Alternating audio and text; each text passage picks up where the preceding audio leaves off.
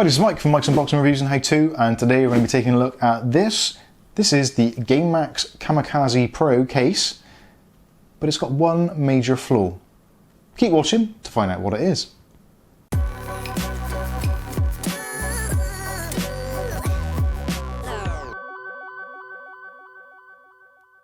Okay, so today we're going to be taking a look at this new case from the people over at Gamemax. They've sent me this for review. In fact, they didn't even email me, they just sent it to me, so I'm assuming this is ready for review. It certainly seems like it is. So let's go through some of the specifications of this. See, I'm excited already. This is actually a great case. I'm not going to hold back. Early in the review, I am going to get that out there. This is a great case. So if you are looking for a new case to do your PC build, or you may be looking to reshell another case or another build, this is definitely worth looking at. I'm pretty excited about this, and it even has Kath's seal of approval as well. She actually wants this case when I'm done reviewing it, so maybe she will, maybe I'll keep it for myself. But anyway, so what does this case have? Well, it has pretty much everything, to be completely honest with you, but like I said, there is one major drawback, which we'll get onto a little bit later. So first of all, what have we got? We've got a tempered glass side panel window, which is held on with 4 thumb screws, and there's rubber mountings there, so no vibrations or anything like that. The glass itself has a very minimal tint to it, but it's very close to clear, so if you're one of those people that likes to see what is actually on the inside of your PC, and for it not to be kind of smoke tinted out, then this is definitely for you. Also, the glass actually runs pretty much the entire side of the case. I don't think they could get it any bigger, so there's a lot of surface area there of glass. Moving around to the front, as you can see, you've got these 3 120mm ARGB fans, 120mm times 3. All of these are actually connected to an inbuilt controller, which actually also does have an output, so you can plug it into a compatible motherboard. So essentially, as long as you've got an ARGB header on your motherboard, if you wish, you can control the RGBs from that, or you can take advantage of the built-in controller. And the reason we've got 3 of these on the front and we can see them easily is because we've got this fantastic mesh on the front. Now, I'll do some other shots of this so you can see what it's actually like, but there's lots of different angles there, so it's gone completely away from the kind of more traditional flat-fronted, flat-sided designs. You've actually got a little bit of texture, a little bit of design, and you've got some really nice angles there. So depending where you're putting it, you should find these angles actually do change color with the LEDs. It just looks really nice in my opinion. And also, it creates a lot of airflow. Because you've got this mesh, which is essentially pretty open, you get all 3 fans blowing air in, so this is going to be a really cool box, unlike the things like the Cooler Master Masterbox Lite, which was a similar kind of design where you could have the fans at the front, but it was completely choked off on the front panel. So this is about as open as you can possibly get. Now, in disclosure, I have actually removed this front panel and taken out, there is a secondary filter, which is attached inside. So this is, again, another mesh filter, as you can see. So basically it's mesh on mesh. Now the reason I've taken this out is, one, for the video review, so you can actually see what the lights look like in better detail, because the camera wasn't really doing it justice when I did some test shots. And also, to be completely honest with you, I don't think it actually needs this secondary filter. Essentially, it's exactly the same as what is on the front. It's just giving you 2 layers. So if anything, it actually impedes some of the airflow. And also, it's a very flimsy filter. It's just not very great. It would make life difficult to clean it because it's sandwiched in between the 2. So yeah, I've taken it out, so just thought I'd mention that. So going around to the back side, which is actually pointless showing you at the moment, it's just a plain flat side panel. On the back, you've got your expansion slots and also your mounting ports, and also the space for a traditional ATX power supply. Now in this particular build, I've put in a EVGA B450 power supply just to get the lights up and running. This is a fully captive power supply, and I managed to squeeze all the wires in there, no problems at all, and that is with nothing connected whatsoever. So that is every single wire, apart from one, which is squeezed in that little compartment underneath. Now, when I take the case apart and we do a bit of a teardown, you'll see what I mean about the one problem this case has. But again, we'll get onto that a little bit later. So moving around to the display side, I'm going to remove the glass because there's all sorts of reflections probably from the camera and the lights. So we'll get rid of that, and actually then you can see inside a little bit better. And as you can see, even with the thumb screws removed, the glass stays onto the rubber grommets, so that's kind of nice. And you can probably hopefully see there is a little bit of a smoke tint to the glass, but not a great deal. It is pretty clear. So looking on the inside, so we've still got our 3 fans mounted up the front here. There is actually room in there for a 360 or a 240mm radiator, or a 120 if you wanted to. It is quite close to the bottom area, so you would have to take into account how big your radiator is. But I don't see any reason why you shouldn't put a 360 in there if you wanted to, as long as it's only like a 25mm depth radiator. The thicker ones you will struggle with, but do check the dimensions first before you make a purchase and before you order anything. So 3 fans, like I said, plenty of room for a radiator, so water cooling is not a problem in this. Also in the top, you've also got another filtered area, which is what we're quite used to seeing, magnetic filters on the top. And you've also got a mounting area on the top for 2 120mm fans or 1 140mm fan. The actual arrangement is set out slightly from the motherboard, so if you're putting water cooling in, it shouldn't interfere with any of your I/O at the top of the motherboard, such as your ATX connectors or any of your other fan connectors, that kind of thing. So there's a nice bit of gap there if you wanted to put water cooling in the top as well. Now, while we're discussing the top as well, on the top we have got our I/O panel. So going from left to right, we've got our LED control button. So like I said, there is a built-in LED controller in here. So you can press the button and you can cycle through all the different lighting effects, of which there are very, very many. If you want to turn them off altogether, you can just press and hold the button and the lights will turn off. You get a white flash before it happens, just to give you the idea that it's actually going to be turning off. And press the button again and the lights will come on to where they were previously.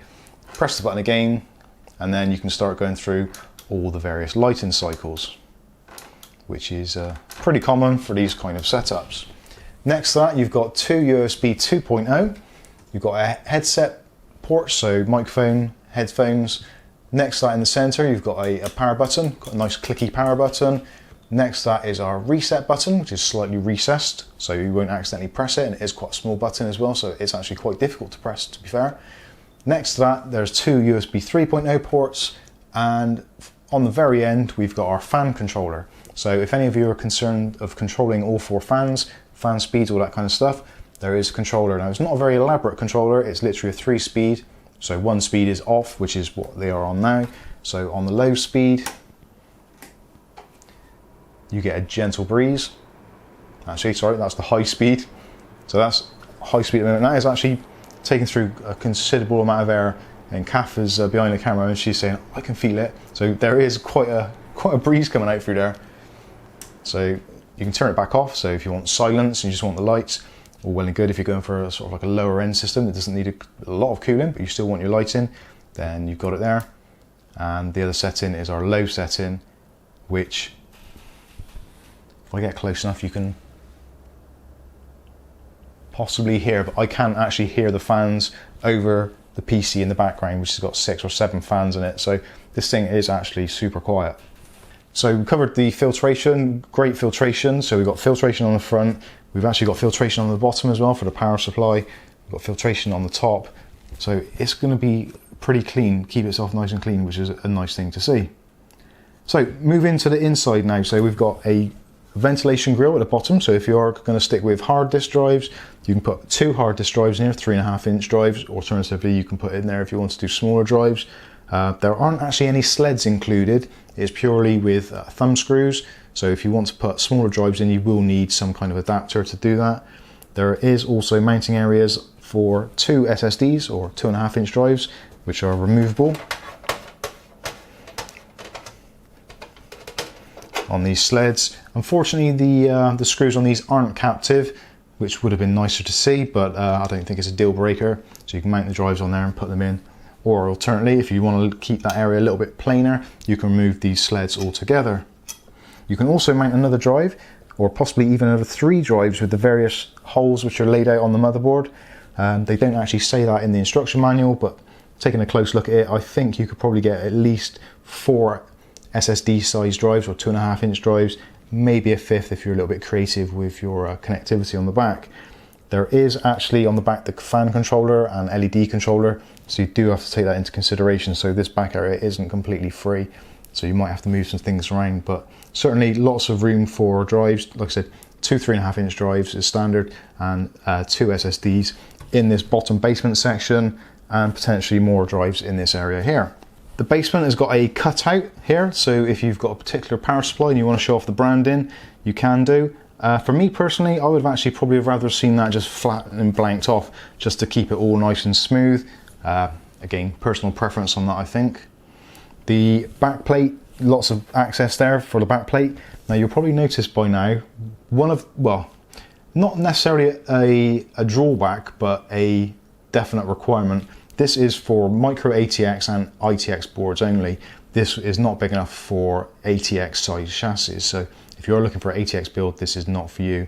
But for micro ATX, and to have 3 fans in it, and it's actually quite a compact case. This case measures 16.5 inches high by 16.5 inches long by 8 inches wide. So it is actually a relatively small case, and it actually looks bigger when you look at it face on than its actual physical dimensions. It is a very small case and will fit into pretty much most places. So other things on the back plate, you've got plenty of cutouts for wiring, all that kind of stuff. You've also got rubberized grommets, which are a little bit loose in their holders, but the actual rubber itself is a very soft rubber, so I don't think they're going to fall out very easily, and just moving that around, it doesn't seem to want to come out, so looks pretty good. And also, considering the price of this case, which I haven't touched on yet, this case in the UK at the moment, you're looking around £55–60, which to have 4 addressable RGB fans in a case and a controller, tempered glass, all these filtration options, and the chance for water cooling, I think this is a fantastic bargain.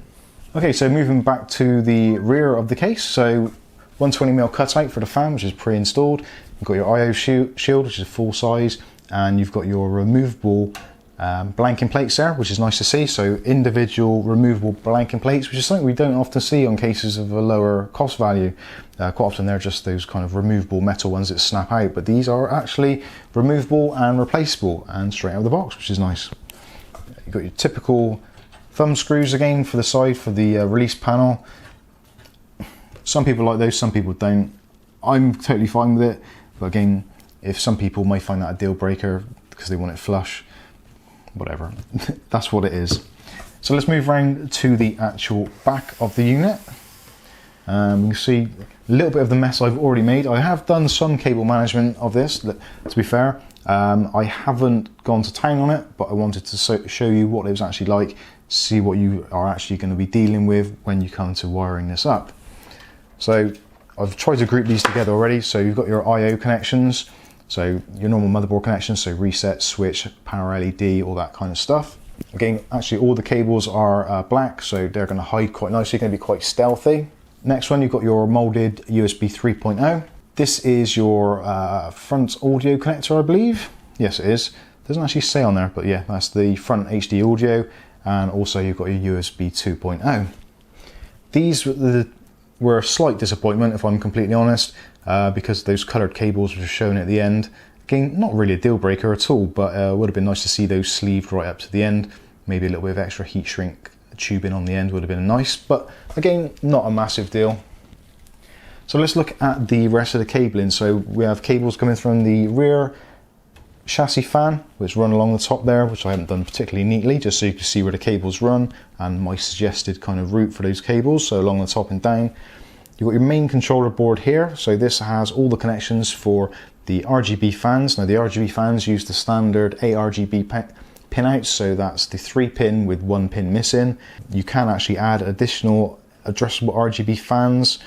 Probably you can get 2 in there. There is actually only one other header, which is for the addressable RGB, but there is one at the bottom you can remove, which goes to the motherboard.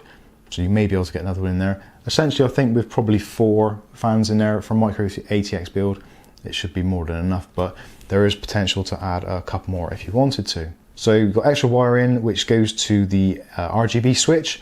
Again, there is a pass-through connector, which is this one, which connects to the digital connector on your motherboard, so you can control it through motherboard software, so MSI Mystic Sync, Asus Aurora, all that kind of stuff. Again, as long as it supports addressable RGB, you can plug that in and take control with your motherboard, which is nice actually if you've got things like RGB RAM or any other RGB components which all work under that software ecosystem. So you can use it as standalone if you wanted to, or you can add it to an existing ecosystem. As you can see at the bottom, we've got the power supply installed, and literally every cable apart from one, which is our big problem with this case, All the cables are stuffed into that area there, and it is actually quite a cavern for cables. We managed to fit a lot of stuff in there. This is our hard drive mounting area. Now this bracket actually is completely removable. There's a couple of screws on the bottom and there's a thumb screw here, so that whole cage can be removed. So if you want the extra room at the bottom, say for instance you do decide to put a 360mm rad in there and you want this to be clear space, you can do, and then you could also cable manage your power supply cables a little bit more. There is actually quite a lot of depth here for power management, or cable power management, or power cable management. Yeah, one of those. So you've got an inch of depth there, so plenty of room for moving cables around, and there is actually a lot of tie-off points. I counted at least 13, I think it was, dotted around. So there's plenty of areas where you can tie off your cables. The Gamemax actually do send a pack with some cable ties in and all the screws you could ever possibly need, and also a motherboard BIOS speaker, which you don't see many of these days. So you get all the nuts, bolts, washers, fixings that you could probably want in there. Lots of fixings, like I said. The downside is, I'm going to finally get to it, because this is for me pretty bad, but again, not entirely the end of the world. Now, if I pull this cable out here, you'll see exactly where I'm coming from. A MATX connector. All the hard work and effort gone into this case. You've got a lovely tempered glass panel, you've got the great cooling, really nice looks, addressable RGB, plenty of room. This ticks every single box you could possibly want from a micro ATX chassis, and then you come up with a MATX connector.